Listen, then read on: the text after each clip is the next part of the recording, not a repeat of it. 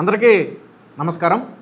ఇటీవల డిఎస్సి మీద వైసీపీ అనే ఒక ఆరోపణలు చేస్తుంది, మనందరికీ తెలిసిందే. దీని మీద అటు ప్రభుత్వం నుంచి వివరణ వస్తుంది, మళ్ళీ ఇటు కొత్త ఆరోపణలు చేస్తున్నారు, మళ్ళీ వివరణ వస్తుంది. ఇదంతా జరుగుతూనే ఉంది. అయితే తాజాగా ఈ డిఎస్సి మీద జడా శ్రావణ్ కుమార్, న్యాయవాదిగా ఉన్నటువంటి జడా శ్రావణ్ కుమార్ చేసినటువంటి వ్యాఖ్యలు ఇప్పుడు సోషల్ మీడియాలో హల్చల్గా మారాయి. ఎందుకనంటే ఇదే జడా శ్రావణ్ కుమారు ఇప్పుడు డిఎస్సిలో స్కామ్ జరిగింది, లీక్ జరిగింది అనడానికి ఎటువంటి ఆధారం లేదని ఆయనే చెప్పాడు.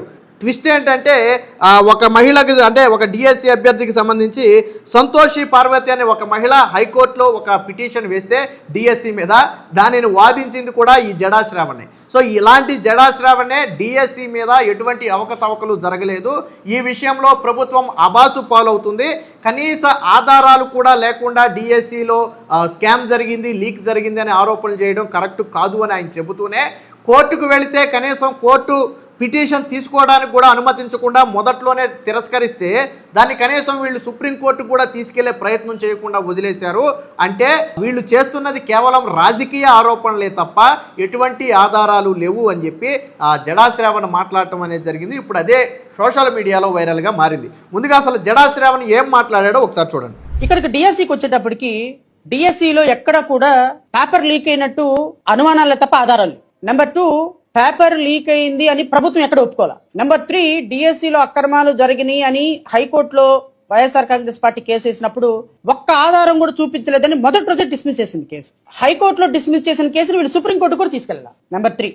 నెంబర్ 4, ఈ రిక్రూట్మెంట్ జరిగి 1.5 year పైన అయిపోతుంది. నెంబర్ 5, డిఎస్సి స్పోర్ట్స్ కోటాలో పలానా వర్గం వాళ్ళకి, కేవలం కమ్మ సామాజిక వర్గం వాళ్ళకి సీట్లు వచ్చినాయి, మిగతా వాళ్ళకి రాలేదు అని చెప్పి ఒక ప్రచారం జరిగినప్పుడు కాదు దాన్ని ఇమ్మీడియట్ గా కౌంటర్ చేస్తూ గవర్నమెంట్ కూడా ఒక నోటిఫికేషన్ రిలీజ్ చేసింది ఎవరెవరికి ఇచ్చాము అని. ఈ సందర్భంలో ప్రతిపక్షం అబాస్పాలు అయిపోయింది, కొంతమంది కూడా అబాస్పాలు అయిపోయారు. నేను డిఎస్సి మీద మాట్లాడడానికి కారణం ఏంటి అంటే, మనం ఒక ప్రతిపక్ష పార్టీగా ప్రభుత్వం మీద ఏదైనా ఒక ఎలిగేషన్ చేసేటప్పుడు ఫస్ట్ మన దగ్గర కనీసం ఒక ఆధారమైనా ఉండాలి, ఆరోపణ కాకుండా. ఎందుకంటే ఆరోపణ కాకుండా, ఆధారం లేకుండా ఆరోపణ చేస్తే ప్రజలు నమ్మే పరిస్థితిలో లేరు, కోర్టులు కూడా నమ్మే పరిస్థితిలో లేదు.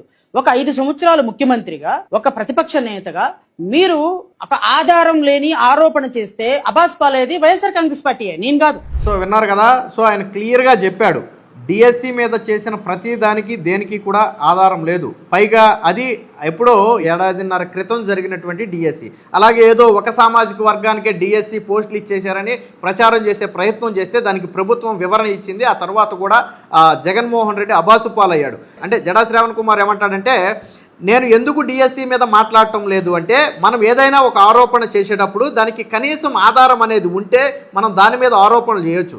5 సంవత్సరాలు ముఖ్యమంత్రిగా ఉండి ప్రతిపక్ష నేతగా ఉన్నటువంటి జగన్మోహన్ రెడ్డి ఇలా కనీసం ఆధారాలు లేకుండా ఆరోపణలు చేయటం ఎంతవరకు కరెక్ట్ అని చెప్పి ఆయనే అడిగాడు. డిఎస్సి మీద వీళ్ళు చేసిన దేనికి కూడా ఆధారం లేదు అని చెప్పి స్వయంగా ఆయనే ఒప్పుకున్నాడు.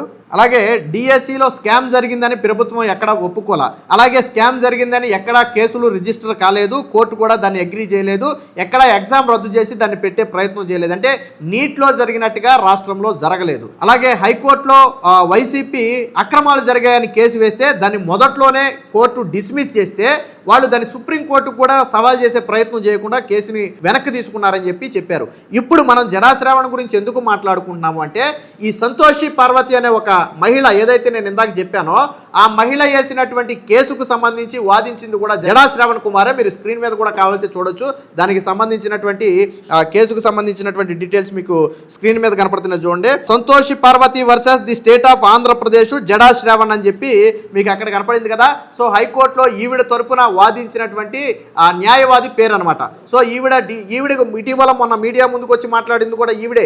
నాకు ఉద్యోగం రావాలి కదా, ఎందుకు రాలేదు అని చెప్పి మాట్లాడింది కూడా ఈవిడే. నిన్న విద్యాశాఖ అధికారులు కూడా ఈ సంతోషి పార్వతి అనే మహిళకు వచ్చినటువంటి ర్యాంక్ ఎంత, మొత్తం ఈడబ్ల్యూఎస్ కోటాలో 2 పోస్టులు ఉంటే 84వ ర్యాంకు మొదటి పోస్ట్ వచ్చింది, ఈవిడ 92వ ర్యాంకు. ఈవిడ బదులు అక్కడ ఫిజికల్లీ హ్యాండిక్యాప్డ్ కోటాలో దివ్యాంగ అభ్యర్థికి హారిజంటల్ రిజర్వేషన్లో పోస్ట్ వచ్చింది. సో ఇదే మహిళ, నేను ఈడబ్ల్యూఎస్లో 2వ వ్యక్తిగా ఉన్నాను, నాకెందుకు పోస్ట్ రాలేదని గతంతో మీడియాతో కూడా మాట్లాడింది. దానికి నిన్న విద్యాశాఖ అధికారులు కూడా వివరణ ఇచ్చారు. ఒకసారి మీరు అది కూడా ఒకసారి చూడండి. సంతోషి పార్వతి ఈ క్యాండిడేట్ వారు అప్లికేషన్ పెట్టుకున్నది పీజీటీ ఇంగ్లీష్ జోన్ 1, ఆమె ర్యాంక్ 92. ఇక్కడ పీజీటీ ఇంగ్లీష్ జోన్ 1 లో సంతోషి పార్వతి. 2 ఈడబ్ల్యూఎస్ వేకెన్సీస్ అక్కడ ఉంది. సో దాంట్లో ఫస్ట్ 84th ర్యాంక్ తీసుకున్న పద్మజ గారు, ఆమెకు ఒక సీట్ వచ్చింది ఈడబ్ల్యూఎస్ కేటగిరీ. రెండోది అక్కడ మణివేల్తి అని ఈడబ్ల్యూఎస్ కేటగిరీయే, but person with benchmark disabilities, వారికి సెకండ్ వేకెన్సీ వారి ద్వారా ఫిల్ చేయడం జరిగింది. సో ఇప్పుడు వారు ఇప్పుడు మీడియాలో చూస్తున్నప్పుడు ఎందుకు నాకు ఈ సీట్ ఇవ్వలేదు అని వారు క్వశ్చన్ చేయడం జరిగింది. ఎవరైతే అక్కడ person with benchmark disability Ashok Kumar Manivelthi 40% వారికి డిసెబిలిటీ ఉంది అని మెడికల్ బోర్డ్ ద్వారా ఇచ్చిన సర్టిఫికేట్ మేరకు ఎలిజిబుల్ క్యాండిడేట్. సో దాని వలన వారికి ఈ పోస్ట్ ఇవ్వడం జరిగింది. అగైన్ ఇది కూడా మీరు అందరూ కూడా అర్థం చేసుకోవాల్సినది ఒక విషయం ఉంది. ఇది కూడా హరిజాంటల్ రిజర్వేషన్ అయినా హరిజాంటల్ రిజర్వేషన్ లో బెనిఫిట్ పొందిన క్యాండిడేట్. సో మీకు ఆల్రెడీ లాస్ట్ టైం ఈ వర్టికల్ రిజర్వేషన్ గురించి, హరిజాంటల్ రిజర్వేషన్ గురించి చాలా క్లియర్ కట్గా చెప్పడం జరిగింది. సో దాని మేరకు horizontal based on horizontal reservations ఏదైతే మనకు జీవో నంబర్ 77 ఉందో ఆ ప్రకారం ఆ క్యాండిడేట్ కు ఈ పోస్ట్ ఇవ్వడం జరిగింది. It is as per rules. So చూశారు కదా. సో ఈ పార్వతి అనే మహిళకు సంబంధించి తమీం అన్సారీ ఇచ్చినటువంటి వివరణ చూశారు కదా. సో ఈవిడ హైకోర్టులో వేసినటువంటి కేసును వాదించిందే జడా శ్రావణ్. ఆయనే కేసును వాదించాడు. దానికి సంబంధించి మీకు ప్రూఫ్స్ కూడా చూపించాను. అంటే అలాంటి జడా శ్రావణే ఇక్కడ డిఎస్సిలో ఎక్కడా కూడా అవకతవకలు జరిగాయి, స్కామ్ జరిగింది, కావాల్సిన వాళ్ళకు ఉద్యోగాలు ఇచ్చారు లేదా లీక్ జరిగింది అనడానికి ఒక్క ఆధారం కూడా లేదు. ఆధారాలు ఇక్కడ లేకపోవటం కాదు, కోర్టులో కూడా వీళ్ళు ఆధారాలు చూపించలేకపోయారు. ఒక్క ఆధారం కూడా లేకుండా కోర్టులో మాత్రం కేసు ఎలా గెలుస్తారు?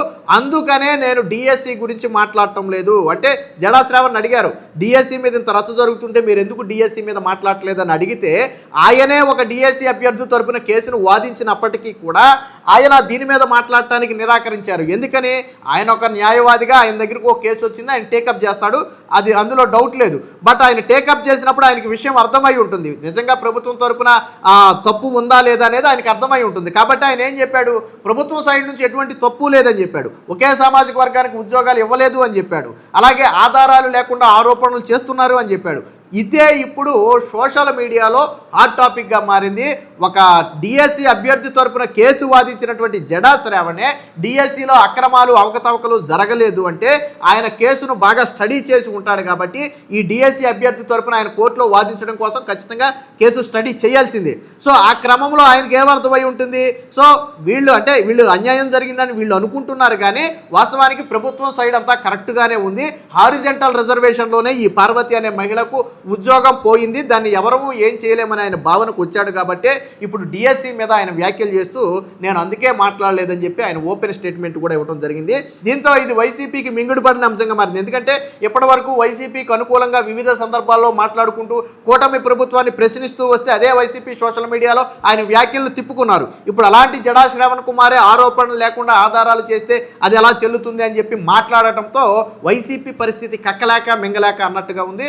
మొత్తంగా జడా శ్రావణ్ చేసినటువంటి ఈ వ్యాఖ్యలు, అలాగే ఆయనే ఒక డిఎస్సి అభ్యర్థి తరపున కోర్టులో లాయర్గా కూడా ఉండటంతో ఇప్పుడు ఆయన చేసిన వ్యాఖ్యలు రాష్ట్రం మొత్తం కూడా చర్చగా మారాయి. ముఖ్యంగా సోషల్ మీడియాలో కూటమికి చెందినటువంటి సోషల్ మీడియా మొత్తం కూడా జడా శ్రావణ్ మాట్లాడిన మాటలు ఇవిగో, ఆయనే ఒక అభ్యర్థికి న్యాయవాదిగా కూడా పనిచేశాడు డిఎస్సి అభ్యర్థికి, సో ఆయన కేసు స్టడీ చేసి మాట్లాడినటువంటి మాటలు ఇవి అని చెప్పి వాళ్ళు సోషల్ మీడియాలో కూడా పోస్ట్ చేయడం జరిగింది. మొత్తంగా ఏది ఏమైనా జడా శ్రావణ్ ఒక డిఎస్సి అభ్యర్థి తరపున వాదించినటువంటి జడా శ్రావణే ఇప్పుడు ఎక్కడ అవకతవకలు జరగలేదు అని చెప్పడంతో చాలామంది నిజమే అయ్యి ఉంటుంది, ఇది రాజకీయ కక్షతో వైసీపీ చేసినటువంటి కుట్ర అయి ఉంటుందని చెప్పి చాలామంది భావనకైతే వచ్చారు. సో జడా శ్రావణ్ వ్యాఖ్యలను మీరు ఎలా చూస్తున్నారో, అలాగే వీడియో ఎలా ఉందనేది కామెంట్ రూపంలో తెలియజేయండి.